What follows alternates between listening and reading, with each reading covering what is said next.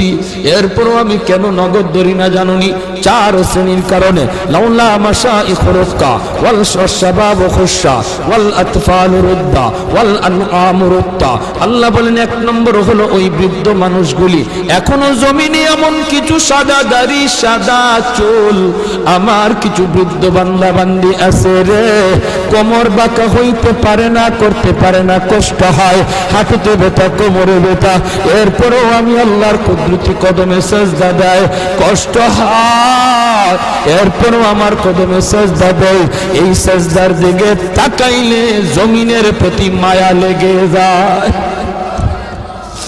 2 নম্বরে আল্লাহ বলে ওয়াশবাবু খুশা, কত যুবক অন্যায় কাজের দিকে দৌড়ায়, নাপাক প্রেম ভালোবাসার দিকে দৌড়ায়, জিনা বেবিচার মদ গাঞ্জার দিকে কত যুবক দৌড়ায়। আল্লাহ বলেন কিন্তু এখন এমনও কিছু যুবক আছে যেই যুবক যৌবনের পাগলামি করে না, তার মনেও পাগলামি করতে চায়, তারও গুনার দিকে তার মন ডাকে কিন্তু যায় না। আমি আল্লাহর ভয়ে যুবক গুনার দিকে যায় না, মসজিদে গিয়ে হাজির হয় না, পাক ভালোবাসা প্রেমের দিকে মন দেয় না, আমি আল্লাহর প্রেম অন্তরের ভিতরে জমায়া নেয়। ওই যুবকের সেজদা যখন জমিনে দেয়, তার সেজদার দিকে তাকাইলেও এই গুনাহগার জমিনের প্রতি আমার মায়া লেগে যায়।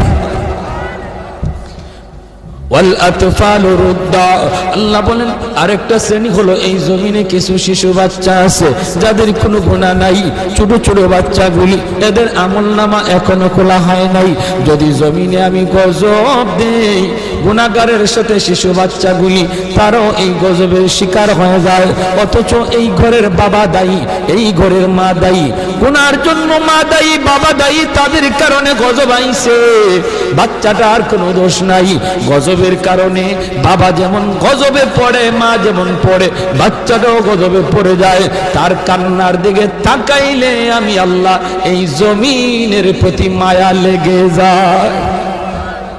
4 নম্বর ওয়াল আনআম রুত্তা, আল্লাহ বলেন 4 নম্বর হলো জানুনি আরেক দল হলো দুনিয়ার ভিতরে কিছু পশু পাখি আছে, পশু পাখি আছে এদের কোনো গুনাহ নাই, আযাব গজব, আসমানি গজব, জমিনি গজব যদি জমিনে আসে, মানুষের সাথে জীব জানোয়ারগুলিও গজবের শিকার হয়ে যায়, হাঁস মুরগিরাও গজবের শিকার হয়ে যায়, গরু ছাগলগুলা তারাও গজবের মধ্যে পড়ে যায়, অথচ এদের কোনো অন্যায় নাই, ওদের কোনো গুনাহ নাই, এদের দিকে তাকাইলেও জমিনের প্রতি মায়া লাগে। আল্লাহ কো জানুনি রে জমিন, জানুনি রে ফেরেশতারা, যদি এই 4 শ্রেণী জমিনে না থাকতো, যেই হারে জমিনের মধ্যে গুনাহ চলছে, যদি এই 4 শ্রেণী না থাকতো তাহলে আমি কি করতাম?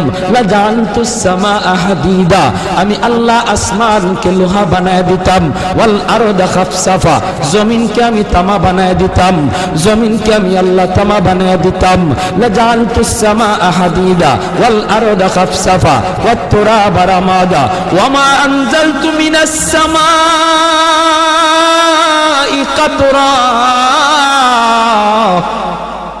এক ফুটা রহমতের বৃষ্টি আমি জমিনে দিতাম না, ওয়ামা আম্বাতু মিনাল আরদি নাবাতা, একটা শস্যের দানাও আমি জমিনে উৎপাদন হতে দিতাম না, বরং বাল আনজালতু আলাইকুমুল আযাবা সাব্বা, ভরপুর করোনা একটা যাবে আরেকটা আসবে, একটা যাবে আরেকটা আসবে, ভাইরাস একটা যাবে আরেকটা আসবে, আল্লাহ যেটা দিতে পারে এর চেয়ে বড়টাও দিতে পারেনি না, পারে না। করোনা যেমন শক্তিশালী, এর চেয়ে আরো পাওয়ারফুল শক্তি নিয়ে মহামারী আল্লাহ দিতে পারে। আল্লাহ কই যদি এই 4 শ্রেণী জমিনে না থাকতো, আমি আল্লাহ পরপর শুধু জমিনের মধ্যে গজব দিতাম। এই 4 শ্রেণীর মধ্যে প্রথম 2 দল বৃদ্ধ মানুষ যারা এখনো আল্লাহর কদমে সেজদা দেয়, 2 নম্বর ওই যুবক যৌবনে যে আল্লাহর কদমে সেজদা দেয়। ও ভাইয়েরা বন্ধুরা, জন্য বলি যুবক যৌবনকালে ইবাদত করলে সহজে আল্লাহর ওলি হইয়া যায়। এই গেল 3 দল।